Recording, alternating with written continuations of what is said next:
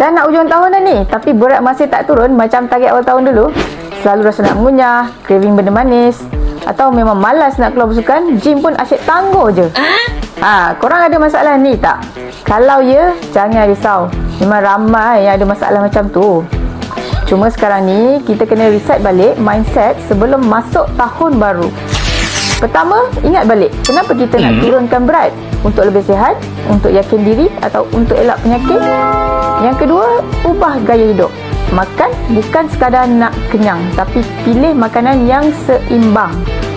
Yang ketiga, cuba exercise at least 3 kali seminggu. Biswak pun okey. Yang penting, konsisten.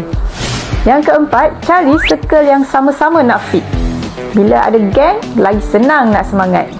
Dan kalau dah cuba macam-macam, tapi masih rasa susah nak kawal selera, jangan give up.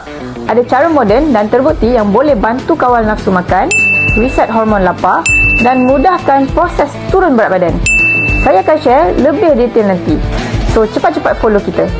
So, hujung tahun ni, jangan biarkan target tinggal target. Mulakan dengan mindset step by step. Perubahan tu insya-Allah akan datang.